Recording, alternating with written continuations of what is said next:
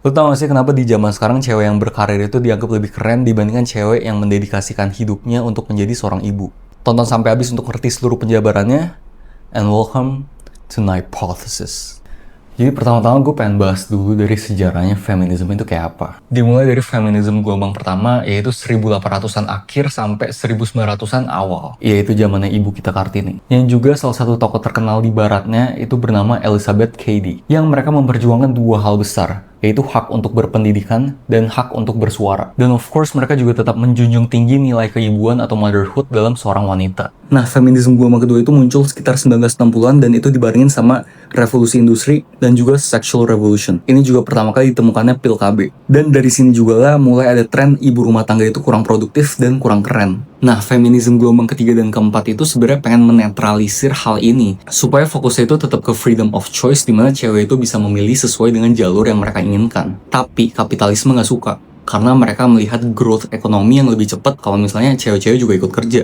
Dan ya makanya jangan heran kalau misalnya media selalu menggemborkan narasi independent woman, boss babe, yang seolah-olah kalau misalnya fokus jadi ibu itu nggak sekeren kalau misalnya fokus jadi career woman. Misalnya 77% cewek itu bilang harus berkarir dulu sebelum punya anak. Tapi 61% cewek juga bilang sebenarnya mereka paling bahagia itu kalau misalnya punya lebih banyak waktu dengan keluarganya. Eva Illos menyebutkan fenomena ini sebagai emotional capitalism, yaitu di saat kapitalisme sebenarnya udah memengaruhi segala pilihan kita tanpa kita sadar. Mulai dari hal apa yang menurut kita bakal bikin kita bahagia, atau hal apa yang bikin kita merasa diterima di society, dan lain-lain. Padahal, di lebih dari 70 negara, lebih dari 70% cewek itu bilang having both career and family itu adalah yang paling ideal. Dan juga sebenarnya yang lebih align sama semangat feminisme pertama kali itu freedom of choice gak sih? Dimana menurut gue mau cewek itu full mendedikasikan hidupnya untuk menjadi seorang ibu, atau dia emang fokus berkarir, atau dia pengen dapetin dua-duanya, itu ya freedom of choice aja gak sih? Dan harusnya nggak ada kelompok yang lebih dikecilkan dibandingkan kelompok lainnya. Dan gue rasa bahkan pengorbanan keibuan itu masih sering kurang dianggap masyarakat dan butuh lebih banyak apresiasi. Tapi gimana menurut kalian tentang semua ini?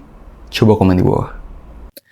Nah, kalau lu nggak follow gue sekarang, mungkin lu nggak akan lihat gue lagi. Jadi kalau misalnya lu mau menjadi pengguna sosial media yang berwawasan, yang nggak brain rot dan melatih fokus dan attention span lu tahu harus ngapain.